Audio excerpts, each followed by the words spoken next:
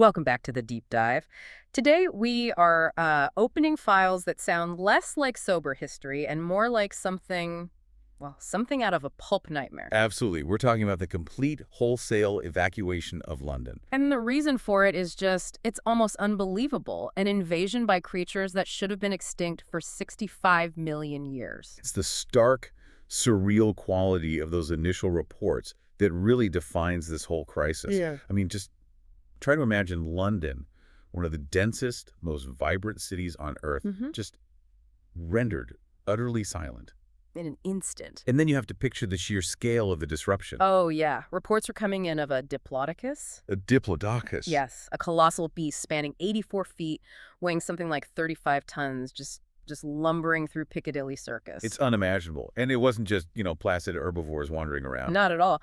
Up above, you had what were the true harbingers of terror. Flesh-eating pterodactyls. Right, and their 8-foot wingspans casting these sharp shadows over districts like Shepherd's Bush. It just tells you this wasn't some small-scale anomaly. This was an immediate, terrifying, and just utterly mysterious mass temporal displacement. It essentially erased modern human presence from the capital overnight. Exactly. And to really get the gravity of the evacuation, you have to appreciate the sheer finality of the crisis as it struck. Our sources paint this picture of a total infrastructural collapse. That's the thing. The immediate silence wasn't just the absence of people, it was the absence of modern life itself. Let's unpack that moment of isolation. There's an anecdote about one civilian who tragically missed the evacuation protocols, a man named Shuey McPherson. A very telling story. So he wakes up, we're told, hungover, and he's just confused by the complete lack of noise. He stumbles out of bed, tries the stove. Let that be. No gas. He turns the tap. A painful trickle, and then it's gone. No water. He flicks the light switch. And it's total, absolute darkness. The entire massive circulatory system of London's infrastructure had just stopped. That moment is so crucial because it highlights the totality of it all. No municipal services meant it wasn't just an inconvenience. It was a rapid regression to, a pre-industrial age. So Shugi, he's just looking for some sign of normalcy, right? Yeah. He eventually finds a milk float, that classic symbol of routine, of continuity. But the young milkman is dead, lying next to the vehicle, his head smashed, all tangled in, congealed blood and gravel. And that's his final, terrifying realization. The report notes that just before a massive claw ends his life, Shuey finally understood. It wasn't a riot. It wasn't a bomb. It was a prehistoric force that had killed the milkman, and now it was claiming him. This one little story establishes everything. The threat was lethal, widespread, and it struck with this terrifying silent swiftness that left zero room for a gradual response. It was an environment of instant panic and a total vacuum. Yeah. And that is why we're here. Right. Our mission in this deep dive is not just to narrate the chaos of dinosaurs on city streets. We're diving into the sources that explain not just how this incredible temporal displacement happened, but why a highly organized clandestine group was attempting to execute something called Operation Golden Age. A terrifying plot hinging on the wholesale disappearance, the temporal erasure of modern civilization itself. We're peeling back the conspiracy hidden beneath all that Cretaceous chaos. And analyzing how, environmental idealism was basically weaponized to justify genocide on a temporal scale. So the initial phase of this occupation, as military units started to cautiously enter the abandoned heart of the city, well, it created this profoundly disturbing environment. What was the term they used? The field reports called it the Marie Celeste effect, like a ship just found abandoned mid-voyage. The details are chillingly specific. You have to imagine central London just frozen in time. Abandoned cars, keys still in the ignition, but silence everywhere. And the sources mention places like Bert's Cafe in Acton. Right, where you have these partly eaten plates of food still sitting on the plastic top tables, already rotting, attracting flies and insects, but no human life. It says so much about the sheer speed of the evacuation. Everything just stopped instantly. You also had smashed public phone kiosks and shops being, ruthlessly ransacked by those civilians who had remained. The looters. And this environment created intense internal conflict, didn't it? Within the military organization tasked with securing the zone, specifically UNIT. It did. The sources show a very sharp dividing line here. You have General Finch, who held overall military charge. He immediately imposed martial law and issued shoot-to-kill orders against anyone caught looting. He famously called them the lowest form of life known to man. Exactly. He saw the chaos as this moral breakdown that needed brutal suppression. But this brought him into immediate and profound friction with Brigadier Lethbridge Stewart. Who commanded the specialized unit forces, right? The brigadier vehemently objected. He refused, point blank, to order his troops to fire on civilians. His argument was that the looters were just a byproduct of the crisis, not the main problem. Right, and that resources should be directed toward finding the root cause, the temporal anomaly, rather than engaging in some moral war against desperate people. And that tension between enforcing rigid order, which was Finch, and pragmatic problem-solving, which was Stewart, became a defining internal conflict of the whole London occupation. That distinction is so crucial. It sets up this idea that even in the face of civil collapse and prehistoric terror, moral integrity and the pursuit of truth remained paramount for some. But what they were tasked with containing was a biological nightmare.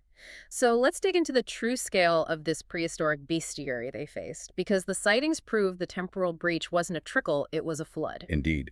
We started with the pterodactyls, which were definitively identified as flesh-eaters with that 8-foot wingspan. And that immediately dated the phenomenon to the late Cretaceous period. Yes, a sophisticated, terrifying airborne predator. And the idea that one was found hiding in a fur warehouse in Shepherd's Bush, just effectively waiting out the human disruption. It underscores how quickly these creatures adapted. And then, of course, came the heavy hitters. The Tyrannosaurus rex sightings. Naturally the most shocking. They were described as towering over the cityscape, considerably taller than a double-decker bus, using their massive tails for balance. The sources went into anatomical detail, too, noting those iconic 6-inch-long, backward-curving serrated teeth specifically evolved for tearing and shearing flesh. What I find fascinating is the almost academic assessment of the T-Rex's intelligence that was provided in the sources. Right. It was observed that they were much more intelligent than all the other giant reptiles.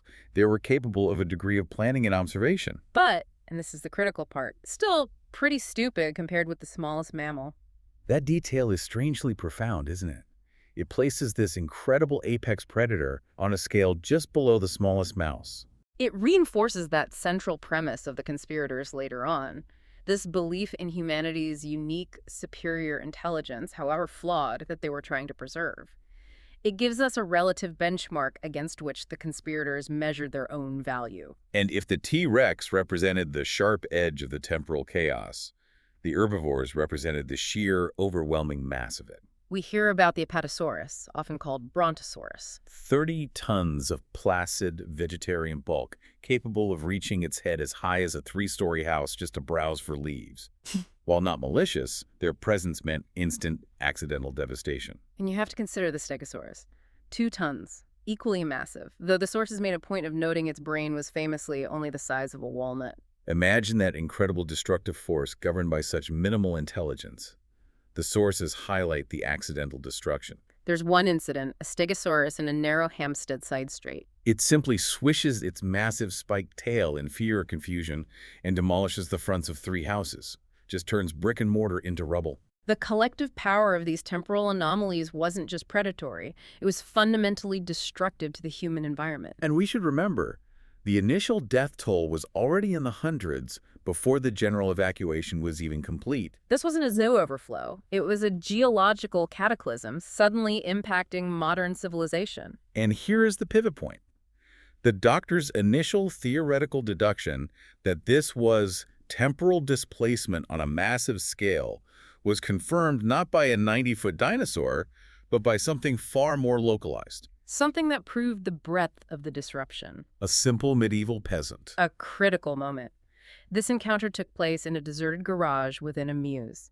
The peasant was dressed in a faded blue smock, crudely made leather shoes, and he was utterly terrified. And crucially, when they questioned him, he spoke of King John, which places him precisely in the early 13th century. This was the definitive non-Mesozoic proof that the displacement affected all historical periods, not just the age of dinosaurs. And that evidence instantly shifted the focus. It proved they weren't dealing with a localized geological anomaly, but a deliberate, massive manipulation. Someone, as the doctor surmised, was mucking about with time on an industrial scale. And the mystery of how these creatures and people were vanishing was solved almost at the same time as the peasant's arrival.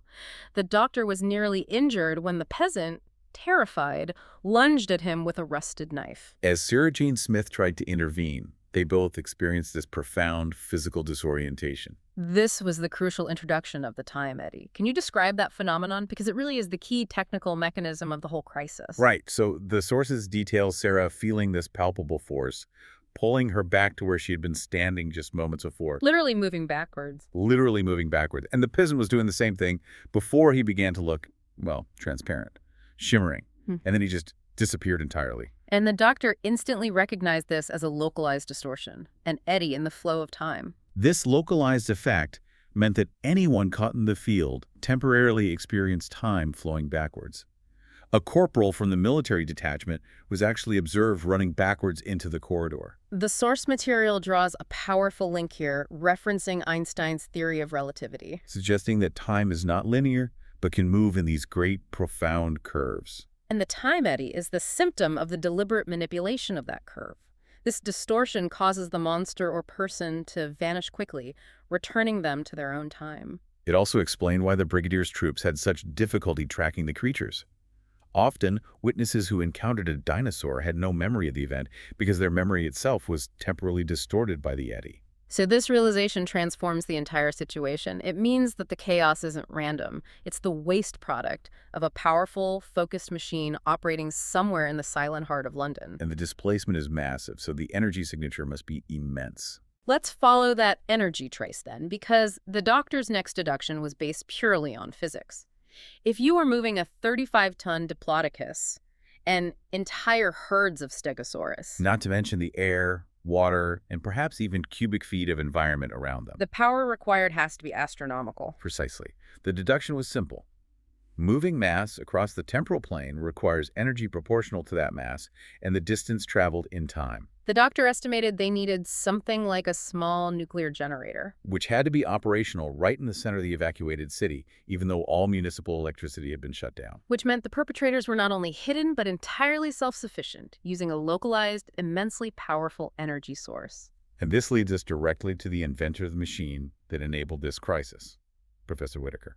The sources paint him as a classic genius-turned-madman, brilliant, highly accomplished in his field, but a self-proclaimed crank who genuinely believed he was the single most important human being in history because he alone had mastered the changing of time. He is the architect of the mechanism, the Timescoop. This device, Whitaker's magnum opus, was capable of moving objects, people, and, as he put it, prehistoric monsters through time. He was just consumed by the technological magnificence of his achievement, boasting about his ability to precisely focus the scoop onto a specific creature at a specific moment in prehistory and yank it into the present day. So the medieval peasant, the Roman soldier they scooped up earlier. To Whitaker, those were just minor technical glitches in a world-changing experiment. His hubris was tied entirely to the precision of his machine, not the ethics of its use. But the technology needed a powerful financier, an ideological driver, and that brings us to Sir Charles Grover. The minister with special powers. A highly placed, seemingly respectable public servant who was also the co-founder of the Save Planet Earth Society. That link is crucial. It suggests that the entire operation was driven by a radical, almost fanatic brand of utopian environmentalism. They weren't just mad scientists. They were activists with unlimited power. And their motivation was deeply personal. We uncovered that Grover himself was the chairman of the committee that had previously rejected Whitaker's grant application. The very funding Whitaker needed to develop his time theories legitimately. The committee rejected him based on advice labeling Whitaker as a crank. So that denial created the perfect storm. Grover, likely already radicalized by his own environmentalist ideology, now had the opportunity to leverage Whitaker's genius covertly. It was a covert funding scheme driven by ideology, personal vendetta, and a need for self-justification. Grover could prove his society's theory by deploying the Timescoop outside official bureaucratic channels that had previously dismissed them. So all the pieces fit together. The immense power source was the final necessity. And Sarah Jean Smith's detective work, pouring through old governmental files, specifically File 9941, titled Top Secret Construction Projects, finally provided the answer. And those files contained the shocking truth. A secret, fully equipped government shelter complete with its own autonomous power source, built during the peak of the atomic scare to serve as the functional seat of government had war broken out. And the map showed the facility was directly beneath Grover's current ministry office in Whitehall. It was a facility supposedly abandoned, but the doctor's energy estimate was confirmed. This was the headquarters, powered by its own self-sufficient nuclear reactor, capable of generating the staggering power needed to shift 35 tons across geological time. Grover had just repurposed a deep state safety net for his own apocalyptic project. And Sarah, of course, was lured there by Grover under the guise of checking the files. A classic political trap. She's taken down in a hidden lift that masqueraded as a filing room. Once inside, she met the ground operators, including a man named Butler with a prominent livid scar who was the operational manager. His job was to keep the volatile professor happy. But the most tragic figure in this entire conspiracy in terms of personal integrity and compromise has to be Captain Yates. Right. Yates was a trusted member of UNIT, a colleague to the brigadier and the doctor. But the sources specify he had undergone terrific mental strain following the notorious giant maggots in whales incident. A prior operation that clearly left him with significant untreated trauma. This is a crucial psychological insight. Grover's group didn't just recruit random people. They targeted individuals who were highly principled but mentally vulnerable. Yates was drawn in by the high-minded ideals of the Save Planet Earth Society. He genuinely believed he was acting for the good of humanity and seeking a simpler, cleaner place, free from the filth and chaos he had witnessed in the field. He was a true believer, which made his betrayal all the more effective. The source material is very clear about this. Yates was dedicated to the cause, but he was not a murderer. So when the doctor began constructing a powerful stun gun to capture a dinosaur and trace the Timescoop's precise location, Yates was tasked by Whitaker to sabotage it. He took a small metallic disc and discreetly pushed it into position under the barrel, neutralizing the weapon. But his intention was just to prevent the doctor from catching a monster, thus stalling the investigation. Crucially, he refused to take any action that would directly harm the doctor. It shows the devastating effectiveness of the plot. Leveraging a high-minded, vulnerable man's desire for moral clarity to advance a sinister, murderous goal. And this manipulation of noble intentions is a theme that runs deep through Operation Golden Age, especially when you look at how they recruited their inner circle. The entire conspiracy was underpinned by this elaborate psychological conditioning. Once inside the bunker, the recruits, and Sarah after she was captured, were subjected to a massive psychological ruse. The dummy space vessel. Exactly. This wasn't just a room. It was theater built for total immersion. It was a communal tube fully decked out to look like the flight deck of an interstellar ship. And it had portholes showing the black vastness of space and distant suns using simple but effective lighting tricks. And the technical deception was elegantly simple, exploiting the fact that the recruits were already mentally overwhelmed.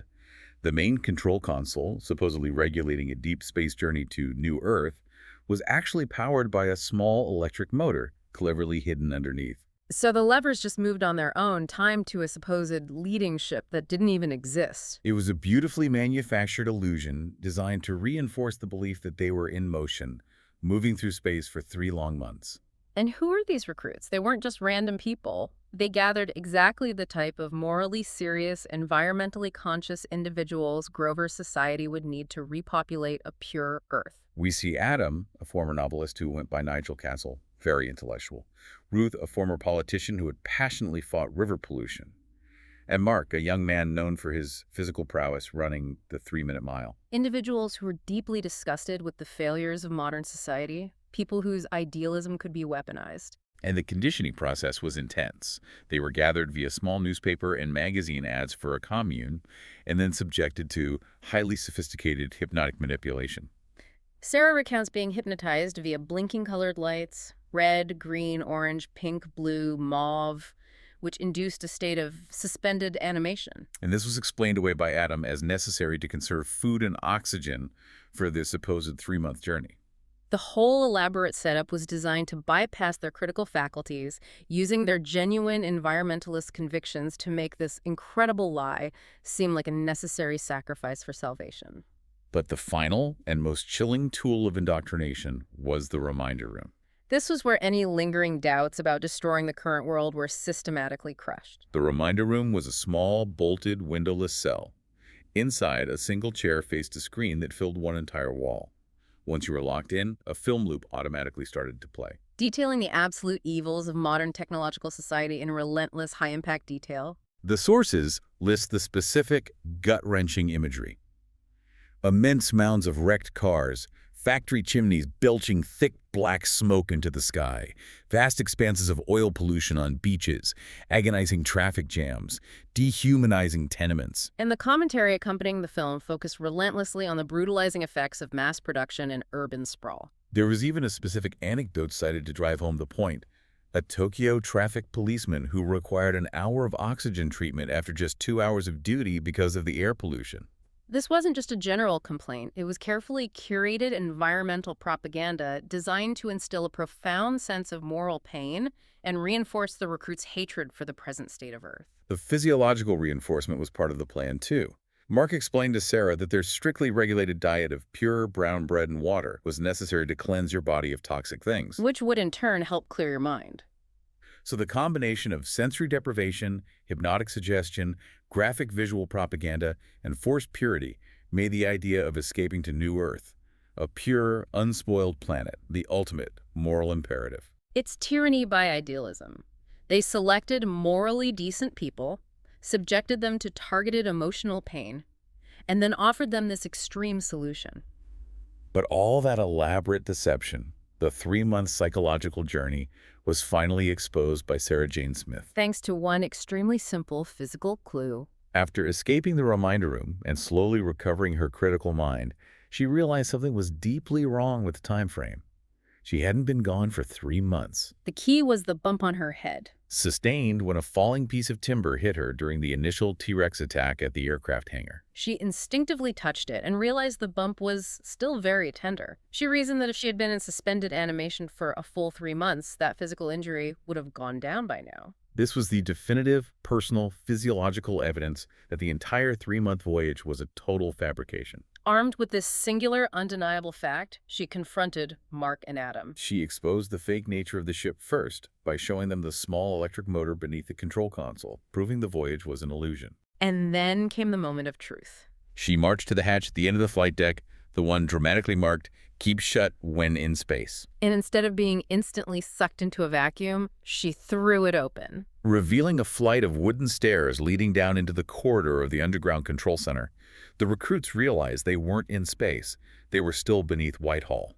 This devastating discovery brought the ultimate goal to light. Confronted by a now-aware Sarah, Grover was forced to confirm the chilling truth. New Earth is simply this Earth rolled back in time. Operation Golden Age involved using the Timescoop to achieve temporal erasure on a planetary scale, returning the world to its early innocence. And Grover confirmed that when the Timescoop activated, the only people to remain in existence will be those in its immediate proximity. The approved elite in the bunker and the spaceship. Everyone else, all 10 million people evacuated from London, and the billions of generations that followed, would simply vanish. Because, as Grover coldly stated, they will no longer exist and will never have existed. It was temporal genocide achieved through a utopian vision, destroying the entire world simply because it didn't meet the ethical standards of an elite few. And the London evacuation. That was essential. Grover needed to clear London so that no undesirable people not approved by us as right thinking, would be accidentally saved in the Timescoop's protective field. It was elitist eugenics applied to the timeline itself. While this deception was collapsing underground, the Doctor was in a desperate race against the clock above ground. He was using a directional detector, a compact black box strapped to his army motorcycle. And it was tracking the presence of the massive high-voltage electricity emanating from the reactor. He tracked the energy signature, noting the readings fluctuating between 5.08 and 5.02. The highest readings were concentrated near Westminster Underground Station, which pinpointed the location near Whitehall, confirming the secret bunker. At this critical juncture, General Finch, now completely corrupted by Grover's extremist ideology, issued his final, most damning order. He commanded all remaining Army and unit personnel to immediately evacuate London, ensuring the city was clear of military presence. And the order was thinly disguised as a search for the Doctor, whom Finch now labeled the monster maker, who must be taken dead or alive. But Finch's real goal was to clear all potential undesirable people from the Timescoop's protective field before Grover hit the activation switch. Finch's actions, intended to secure the operation, ironically triggered the necessary internal collapse of authority. We see this powerful contrast between Finch's total compromise and the unshakable loyalty of unit personnel to the Brigadier and, by extension, the Doctor. Finch personally tried to shoot the Doctor in the street. An act so egregious that the Brigadier was forced to draw his own submachine gun on the General, denouncing his superior officer's actions as pure madness and mutiny. The source material really emphasizes the moral clarity of the Brigadier, choosing loyalty to his humanity over blind obedience to rank. And then there is that incredible sequence involving Sergeant Benton. A man whose trust in the Doctor had been built up over years of shared crisis. When Yates ordered Benton to hold the Doctor under guard, Benton simply stood to attention, closed his eyes, and in a moment of profound moral anguish, requested the Doctor use Venusian karate to knock him unconscious. This moment shows that Benton preferred to be seen as disabled and incapable, rather than commit an act of betrayal against someone he knew was right. His loyalty wasn't just professional, it was deeply personal and moral. And that loyalty proved decisive. Moments later, when General Finch began issuing final orders over the radio, threatening to court-martial the Brigadier and prevent the emergency call to Geneva, Benton ended the threat instantly. He landed a perfectly aimed, powerful, clenched fist squarely on the General's jawbone, stunning him and silencing the communication. the Brigadier's defiance had been powerfully upheld by his subordinate. With Finch neutralized and the military cleared out, the Doctor and the Brigadier realized they had only moments left. They gathered dynamite and drilling equipment and raced back to Westminster Underground Station. The Doctor located the reinforced broom cupboard that led directly to the lift shaft, the closest point to the bunker, and began drilling holes into the concrete floor. And here the conspirators deployed their final, desperate defense. The Brigadier's drilling was violently interrupted by a massive, sudden materialization right onto the platform. A Triceratops. 9 tons of pure charging horned dinosaur with a massive parrot-like beak. This creature was instantly deployed to block the confined space of the tubular platform and stop the Doctor's entry. The scene emphasizes the Brigadier's incredible resourcefulness under pressure. He was running low on ammunition, but he scrabbled in his bag and produced a set of standard military distress flares. Lighting one, he walked directly toward the 9-ton monster. And the Triceratops, startled and confused by the sudden light and flame in the dark, unnatural environment of the tunnel, backed away just enough. That slight delay was all the Doctor needed. He finished attaching the dynamite terminals, they detonated the charge, and through the wreckage, they dropped a fine nylon rope ladder down into the collapsed shaft, giving them a direct route into the corridor of the control center. Meanwhile, underground, the human element of Operation Golden Age was unraveling entirely. Sarah had led Adam, Ruth, Mark, and the other recruits to the flight deck. Seeing the hatch open to the wooden stairs, they realized the full, horrific scope of the deception. The mutiny was immediate and driven by moral revulsion. Adam, the former novelist, was the first to articulate the horror. Realizing that destroying all civilization, all the great literature, all the art, all the people, was not salvation but fundamentally evil. They were saving the Earth at the cost of its entire intellectual and human legacy.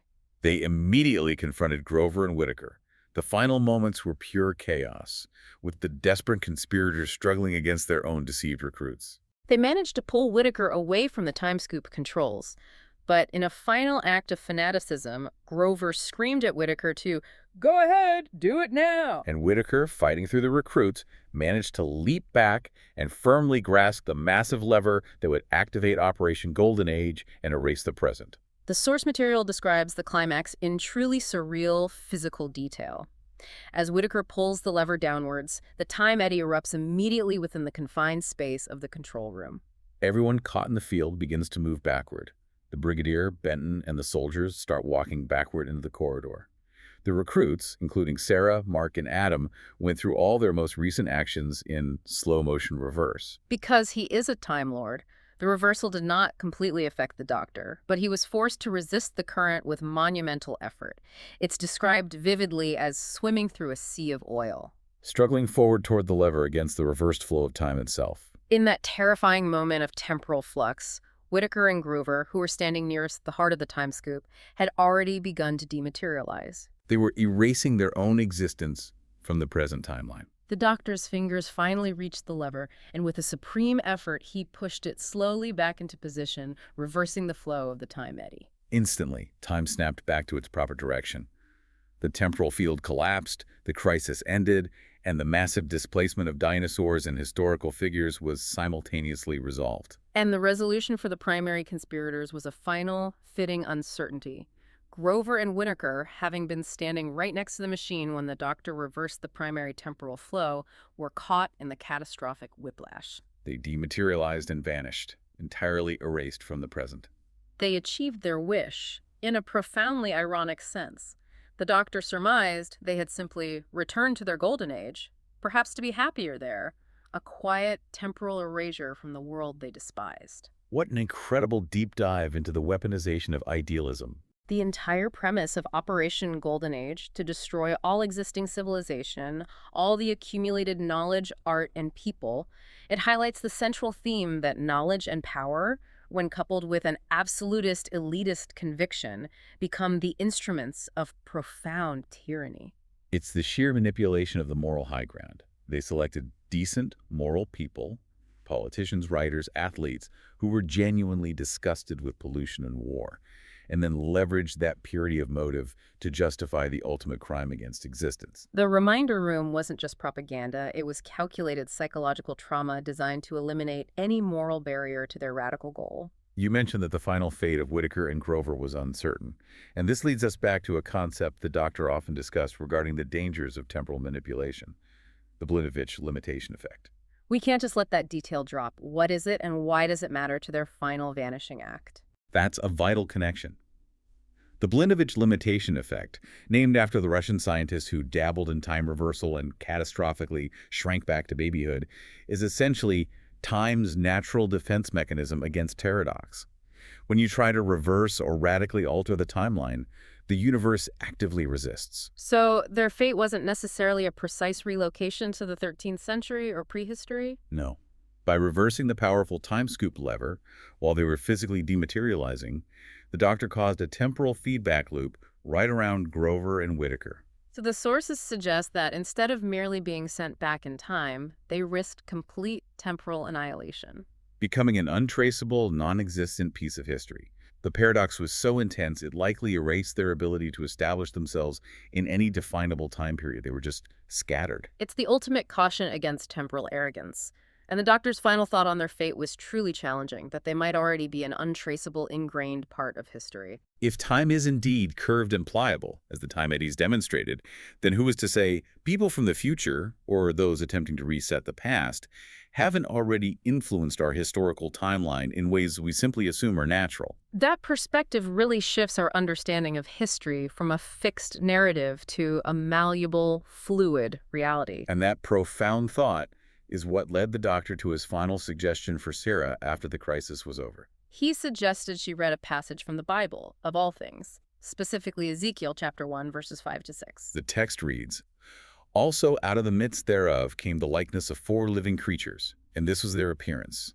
They had the likeness of a man, and everyone had 4 faces, and everyone had 4 wings." This ancient, highly symbolic text challenges our fundamental belief in linear time. The doctor, having just reversed a major temporal incursion, posed the provocative question, who were these creatures? Were they visitors from another planet, or perhaps were they evidence that people from the future turned up in the past, hiding in plain sight within our most ancient historical and religious records? It leaves you with the powerful, lingering thought that temporal displacement isn't just a crisis we narrowly avoided in London. It might be a quiet reality woven into the fabric of our history, waiting to be recognized. And the most valuable lesson, the doctor concluded, is that in the face of the unknown, you must simply keep an open mind.